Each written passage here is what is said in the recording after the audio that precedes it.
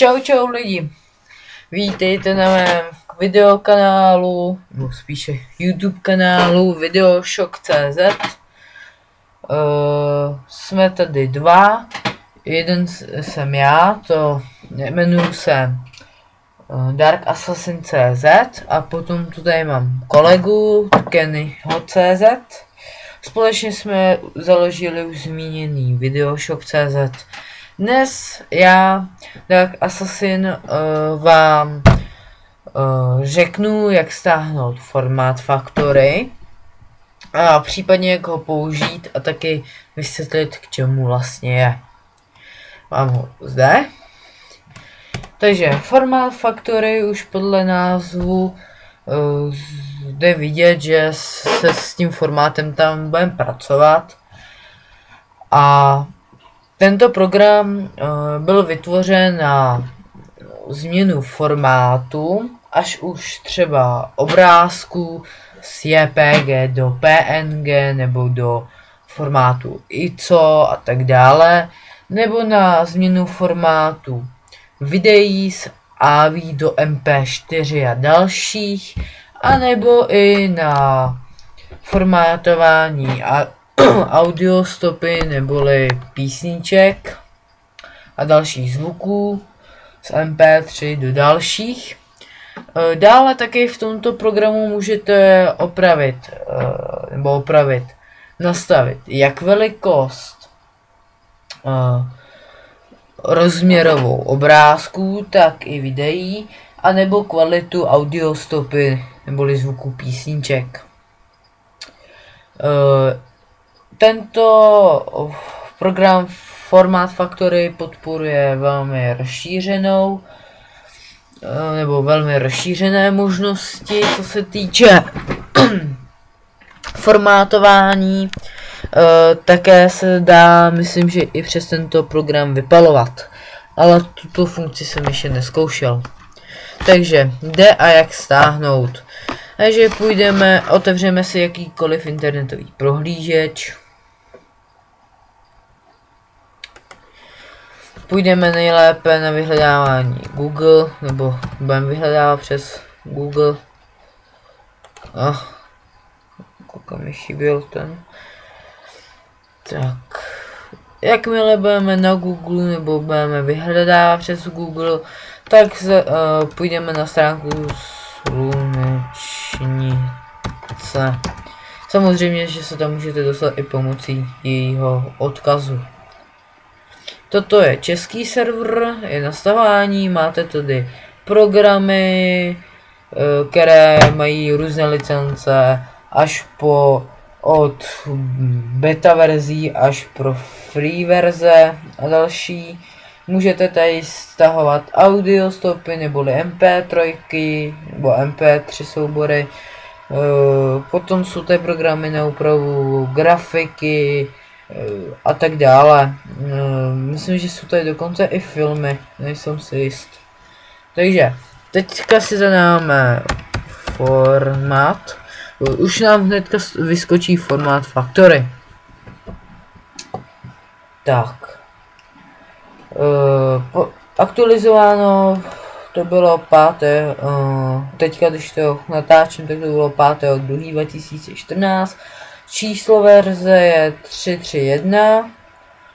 Podporované jazyky je angličtina, francouzština a čeština. Operační systémy, funguje to de facto na všechno, co je teďka v oběhu, nebo to, co operační systémy, které se teďka používají, například Windows 7, jak 32-bitové, tak i 64-bitové, pro Windows 8 dokonce už, pro XPčka a Visty. Ale myslím, že by se to rozjeli i na jiných operačních systémech. V programu, pokud chcete, najdete. Autor, free time a to je ta licence, to je ta freeware, takže je plná a zadarmo. Velikost, je to poměrně malý program na to, jak je šikovný. A tady můžete vidět, kolikrát už byl stažen z tohohle čísla. 3krát jsem už stahoval, já teda. Takže normálně stáhnete, jakmile si to stáhnete, tak byste si měli stáhnout, jestli to tady ještě mám, ano, toto. To klasicky spustíte, je to Factory Septum a samozřejmě budete to proklikávat a nastavíte si tam to, co chcete, co ne. Tento program tam nabízí, že se nainstaluje i lišta seznamů a jakmile dokončíte instalaci, tak se vám tam nabídne, aby se stáhl nějaký updates drive nebo tak něco a určitě bych to nainstaloval a pokud se to nainstaluje jako mě, tak bych to normálně v ovládacích panelech si zadáte název a odinstalujete. Tak, když už budete mít staženo a budete mít tuto ikonu na ploše neboli Format Factory, tak spustíte. Tak, tady máme ta videa. Tady máte všechny podporované formáty videí, plus tady je novinka, že můžete i nastavit mobilní zařízení. Jestli máte de facto operační systém, já třeba osobně mám Android, mám ho rád, podporuji ho určitě a dále si nastavíte přibližnou velikost vašeho mobilu, jestli chcete širokouhlý anebo klasický. A tady prostě si to nastavíte. Jo. A třeba uděláme formát MP4. Třeba na formátu jako, nebo jak bych to řekl, na ukázku vlastně použiju své intro. Takže přidáme soubor a intro budu mít na ploše YouTube a dáme si intro, tak, a dáme si třeba tady to nepovedený. Tak a už nám jsem skočila. Potvrdíme a takže má to vaše video, tady máte velikost, tady je stav konverze, to do jakého formátu ho dáváte a toto je zase umístění, kam bude video nebo to upravené video umístěno. Zároveň to de facto vytvoří kopii, takže se nemusíte bát, že kdyby se ten formát nějak pokazili, takže už vám zbyde jen ten pokažený formát, ale budete tedy mít jak tu starou, jak to starý video s tím starým formátem, tak i to nový s tím novým formátem. Spustíte. Ale ono to nebude to teda zase dlouho. Tak, rozesní se tato znělka, mě to osobně nevyhovuje, ale to je jedno. Tak. Takže toto bychom měli, sklepneme a půjdeme tam, kam jsme si nastavili cílovou složku a zde už máme upravené video v MP4 formátu. Tak, jo, tady mám akorát chybu, se omlouvám. Program, ve kterým jsem dělal toto intro, tak nepodporoval háčky, takže je to video ok.cz, když je to video shop. Ale když se potom podíváte u dalších, nebo u dalšího intra, tak tam už ten problém není, jo, takže omlouvám se, ale nechce se mi to teďka v dohledné době dělat znova, takže na prvních videích asi uvidíte toto nepovedené intro nebo chybné intro, ale toto je konečné intro, takže ho de facto vidíte až úplně na konci, takže pokud jste ty poctiví diváci nebo ty lidi, co to dokoukávají až úplně do konce, tak to uvidíte. Tak toto nepotřebujeme. A teďka předvedeme audio. A audio tady bohužel nemám. Ale tento program umí vlastně z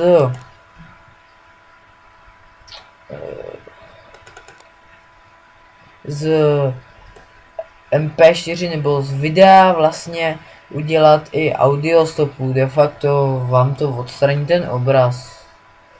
A že zase použijem toto. Tak, jo. Tak to vypadalo. A dáme si to do MP3. Dáme si tam toto. Otevřeme a spustíme. Tak.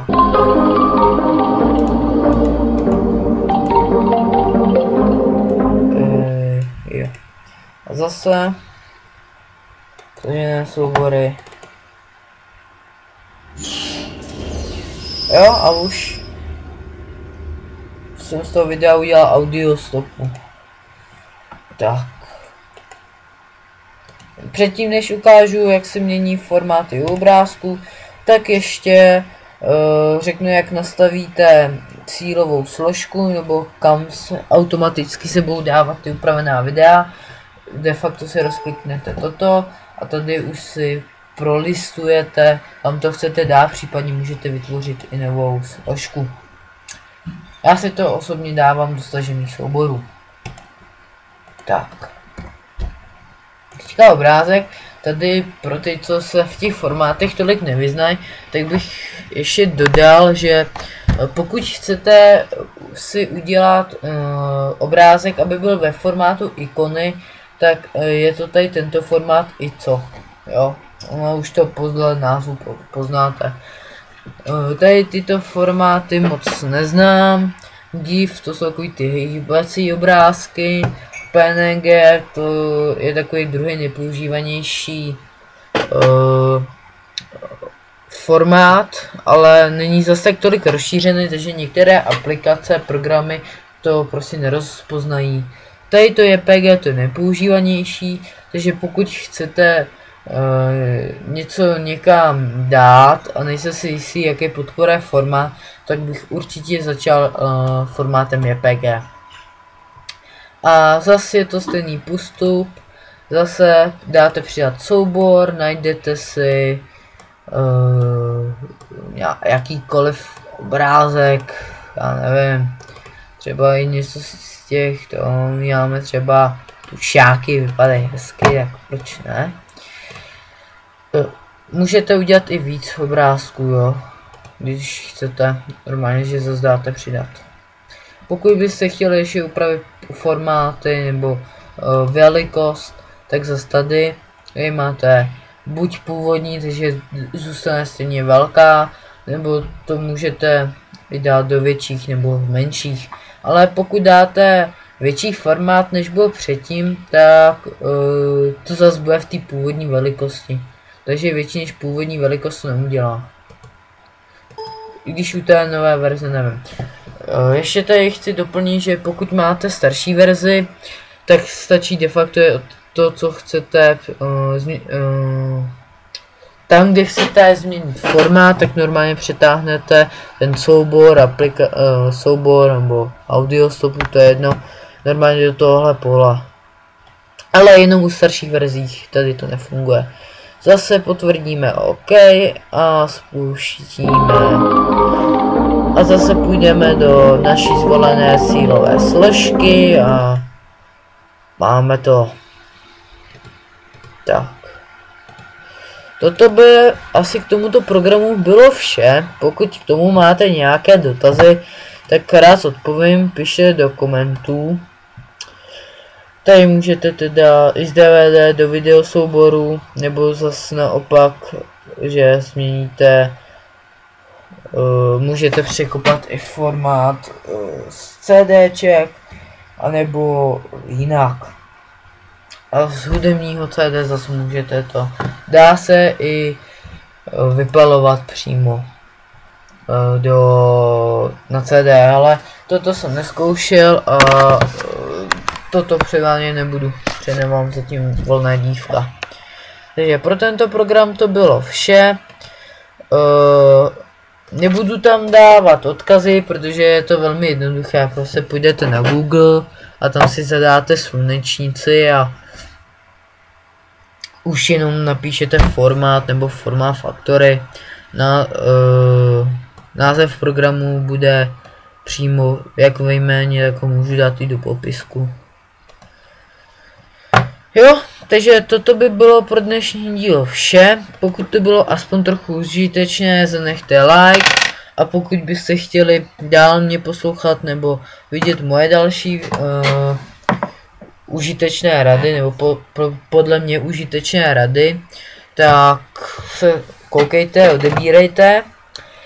No a k plánu, ještě určitě mám v plánu natočit zrychlení počítače, potom Call of Duty, Battlefield chci natočit, Battlefield 4, je to free to play, to v dalším díle vlastně uvidíte. Potom tady mám ještě pár rád na zrychlení počítače. A ještě jsem chtěl udělat Steam, jestli vám to něco říká, a Let's Play Call of Juarez. Tak díky za shlédnutí a za